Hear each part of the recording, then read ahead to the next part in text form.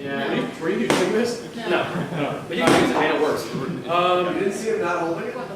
No, I wasn't holding it. Okay. Oh, I thought you did now. Yeah, you are. So I'm John Kabati. I'm one of the editors of this. I'm the one who invited Rachel to read tonight. I'm going to read her bio and then say a few words, I guess. Rachel Carstens is an MFA candidate in poetry at the University of Maryland College Park, where she teaches Introduction to Creative Writing and Academic Writing. Her work has appeared in the Atlas Review. I'm a former candidate, MFA candidate at Maryland, and I got the chance to spend some time with Rachel in a creative context, and she's a great writer. I'm really glad to have her here. And that's all I'm going to say, so here she is.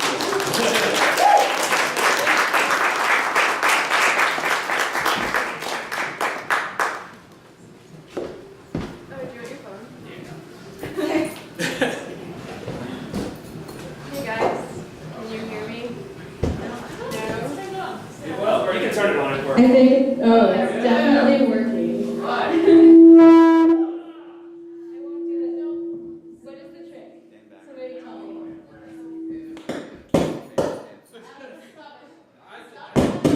Stop touching it.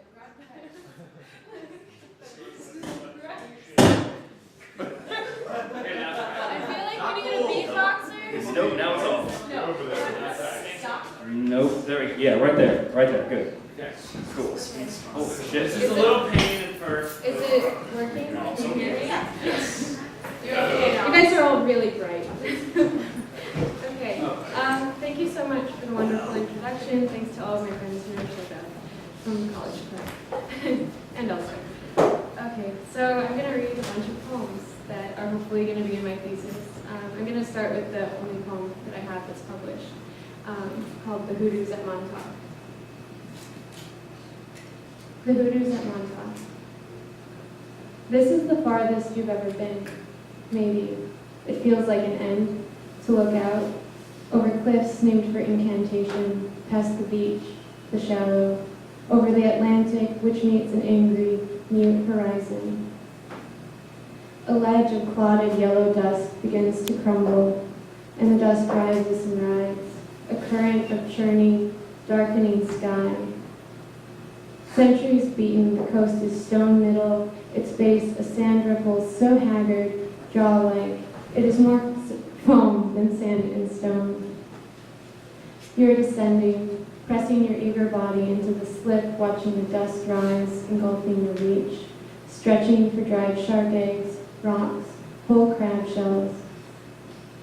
Our smiles ask the distance to keep silent this once, to not tell of the dividing future. Rain falls in drifts. It pulls the dust together. We shed the lightness of our laughter as the rain swirls, and I move toward you, deeper into the mouth. People stop. They ask if we are honeymooners, ankle deep, hands in pockets heavy, spilling the earth's gifts. Okay. Morning train to DC. A terrible, terrible thing, if you all have to do it. Okay. I'm trying to remember the shaping, who I was, how I got here. After the city, the tracks are alight with fugitive pigment. The sky, dark, is a backdrop that cars' headlights replicate in panels off the glass, illuminating my face, the supple space under my eyes, swathed by the still dark morning. After the death, where there are no bodies to bury, to recover, only a past which recounts differently each time I remember my mother descending cement steps into the pitch-resonating basement of our first house, going to warm the car to get my father, as the night shift turned to morning song, and I stirred the bird's call into pale, dreamless sleep, curled in the back seat in a blanket. 50 miles I rode the train to see the black box exhibits. Ai Weiwei, Zodiac, outside, the dragon head seemed to replicate what a friend had said. This will be one of two things, a year of fortune or a year of hardship. Inside, in silence, I saw a man opening and closing his eyes, his head crawling with bees.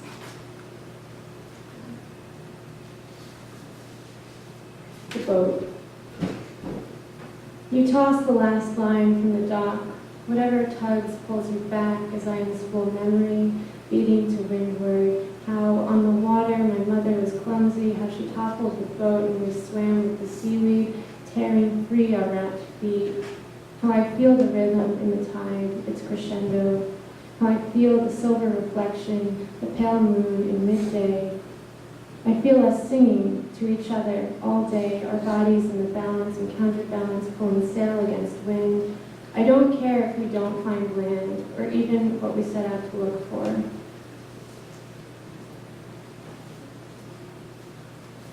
What I didn't tell you, there in the clear water, past the borders, the water of your childhood between Turkey and Greece, is that it has taken me immeasurably to the ends of every body of water to understand my body in relation to the spaces that I inhabit.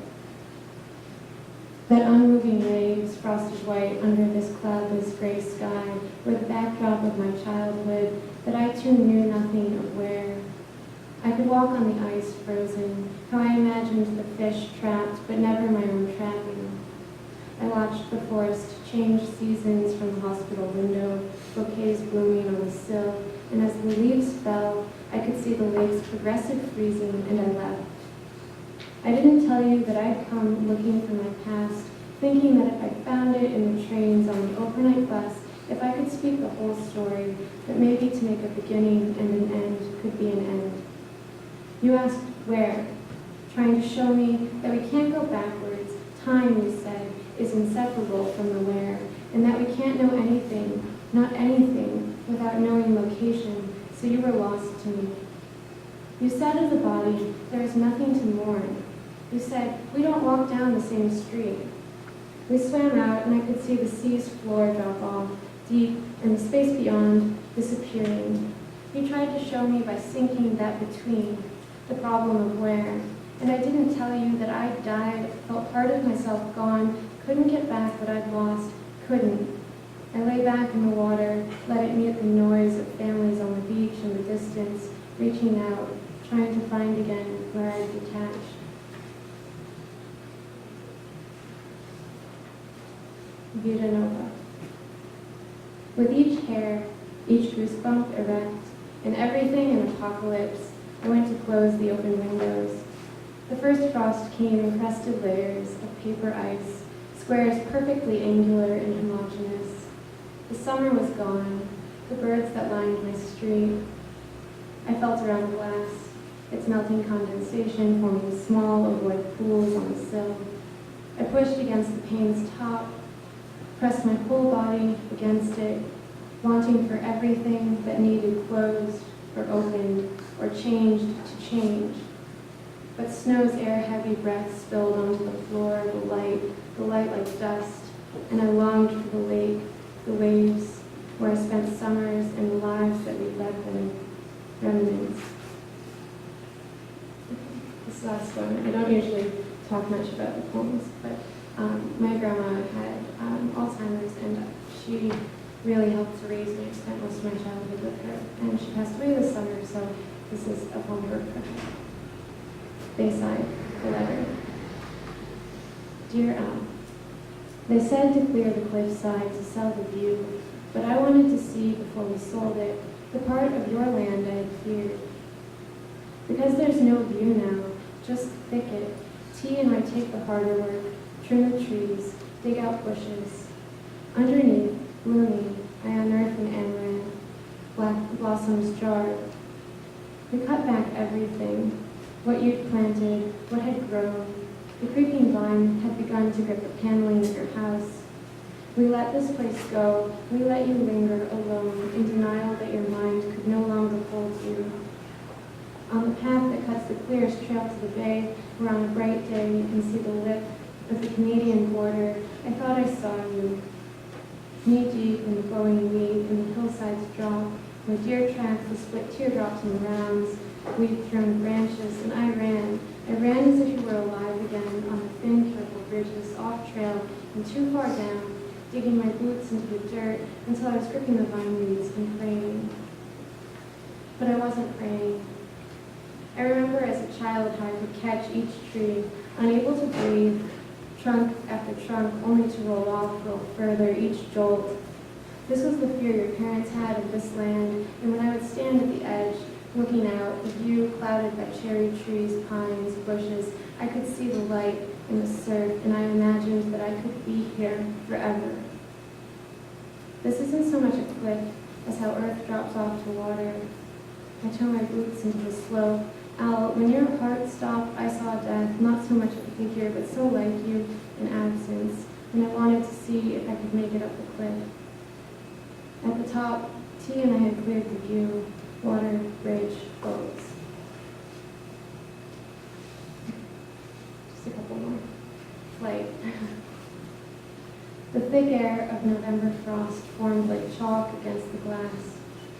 We laid ice over my sister's body, folded the snow into dishcloths. In the yard, in the blue light, the thin spread ice, the yard glinting, the birds swarmed the feeder. I remember my sister asking to open the blinds, her arms bent, the bones at her elbows so clear, my sister asking, as though preparing to pull the gauze of her wound open, to look out. When I think of those birds and the seeds that drew them to us, I imagine the flight, clouds, looking over the divisions in the groves, in the forests, the patchwork of hillsides, to move above earth. I loved to watch the earth from the aerial, to watch the late birds' beaks aimed at arched hunks of flying bread. I hear her everywhere, but the mirrors reflect in the air, on a bus, in these crowded cities, and what I see, I don't recognize. Mirror maker. When my father stood under the sterile lights, lifting each transparent oval, their still clear surfaces sending shocked white light to the wall before placing each tray of them into the cream-colored coater, I remember that he was careful. He replaced his mask and gloves between each run of the machine. Those that were broken, spotted, imperfect, he brought home, and our house was filled with blemished surfaces. Graphs stretched across the maple dining room table while he measured the sine and cosine of color. He taught me the properties of mercury, of silver, to check the flat glass's surface, and how to tether the bindings of the coater shut. I remember each descent of the coater's mouth. It seemed to swallow the future, and when I would pick up or graze a thin, clear surface, I knew exactly which glasses would break. I learned to detach from things that were beautiful, and I saw my father's powdered hands turn into leather, our lake's water turn deeper and deeper greens, the sideways fish floating in the reeds. I imagined that machine opening and closing perpetually. I want more from my reflection. I want the light's waves to be greater than a simulacrum, more than a machine. This is the last one. In June lost. The one I loved. That flexible and swollen face shaking in the bathroom stall, fogging up the mirrors, the moving vessel emptied. How aerated to leave yourself. I am permeated in your wake, our words, spoken being. And to live in the shadow of how I couldn't have become you less.